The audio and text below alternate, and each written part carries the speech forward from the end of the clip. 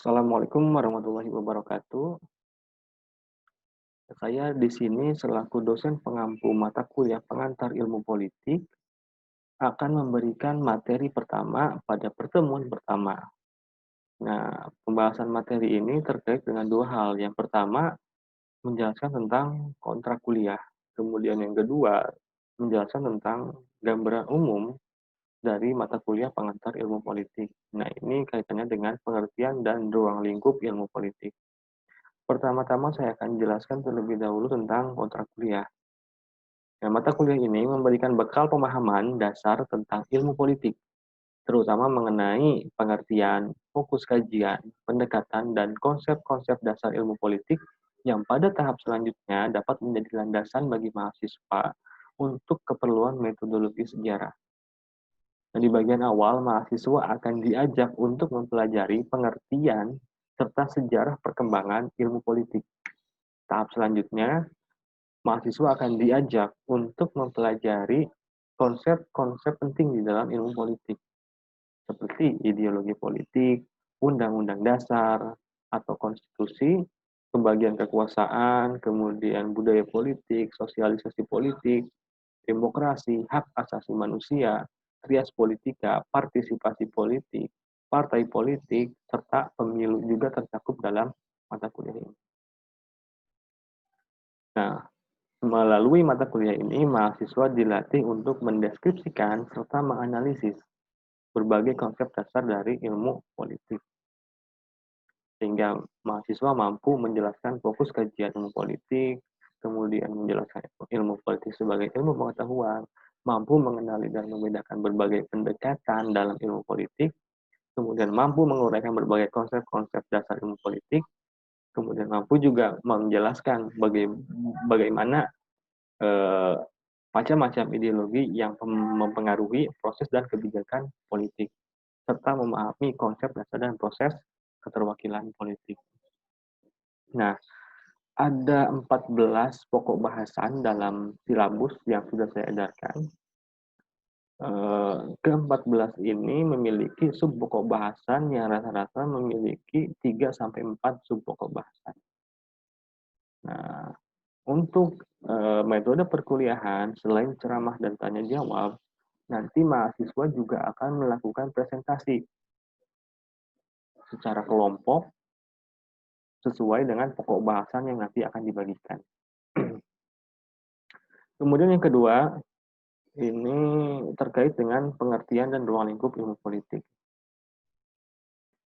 Nah, ada banyak sekali definisi tentang ilmu politik. Dari banyak tersebut, kemudian di apa namanya? Diringkas ada beberapa pendekatan yang dilakukan oleh para ahli. Yang pertama, Roger F. Soltau. Dia melakukan pendekatan institusionalis. Dengan demikian dia mengatakan bahwa ilmu politik adalah kajian tentang negara, tujuan-tujuan negara, dan lembaga-lembaga yang melaksanakan tujuan-tujuan itu. Kemudian ada juga Harold Laswell dengan pendekatan kekuasaan. Dia mengatakan bahwa ilmu politik adalah disiplin empiris pengkajian tentang pembentukan dan pembagian kekuasaan, serta tindakan politik seperti yang ditampilkan seseorang dalam perspektif kekuasaan.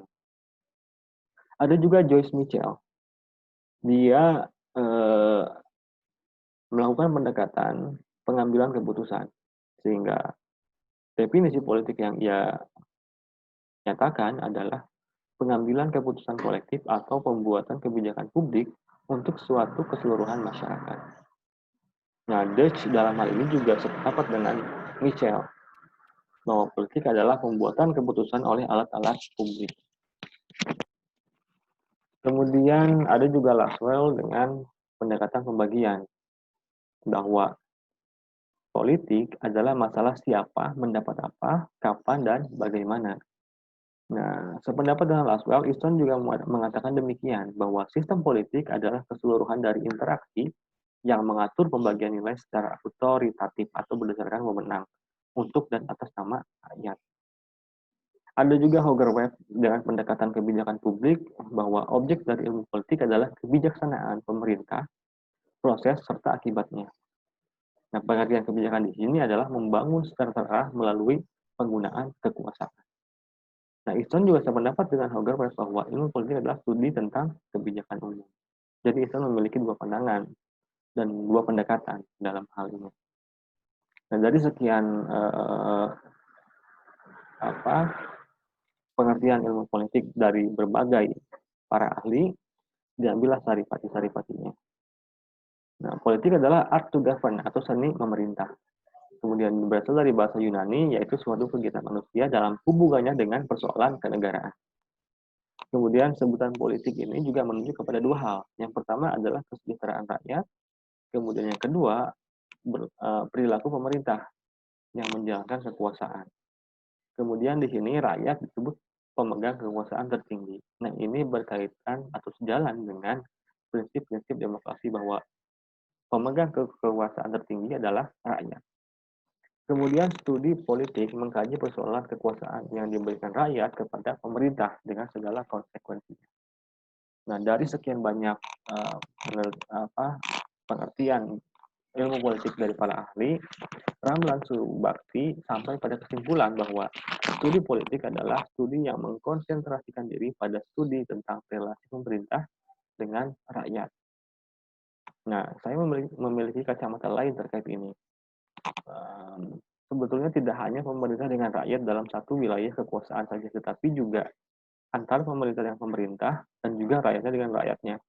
Nah, ini kemudian dirangkum dalam suatu norma dan nilai untuk kemudian mencapai tujuan bersama.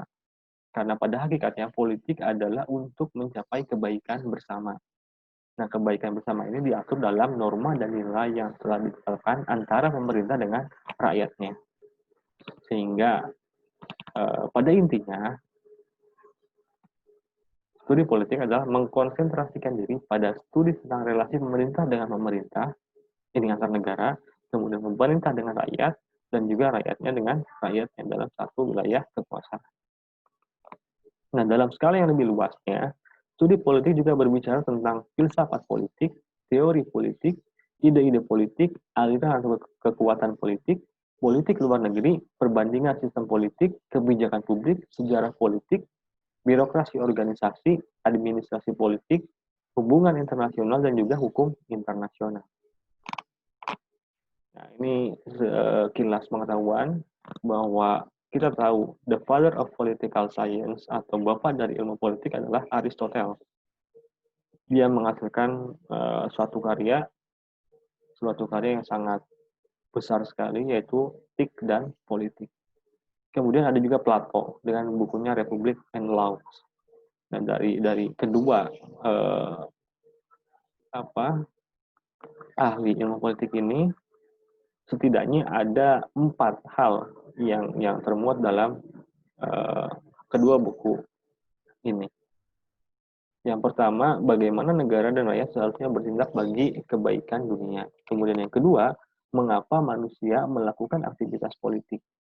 Kemudian yang ketiga, cara-cara yang seharusnya dilakukan oleh negara dalam berpolitik itu seperti apa. Kemudian norma dan nilai yang harus dijalankan pejabat seperti apa, dan seterusnya. Nah, ini adalah intisari dari pada pemikiran-pemikiran Aristoteles dan juga politik Plato yang terrangkum dalam kedua bukunya masing-masing. Nah, ini konsep dasar dari ilmu politik. Ada negara, masyarakat, kekuasaan, dan kebijakan. Nah, semua ini akan ada turunan-turunannya. Termasuk nanti undang-undang dasar, hak asasi manusia, partisipasi politik, dan seterusnya. Tapi yang menjadi konsep dasar dari ilmu politik adalah keempat ini. Nah, mungkin untuk pertemuan pertama sampai di sini, kita akan lanjut di pertemuan berikutnya terkait dengan mengenal ilmu politik. Terima kasih atas perhatiannya. Wassalamualaikum warahmatullahi wabarakatuh.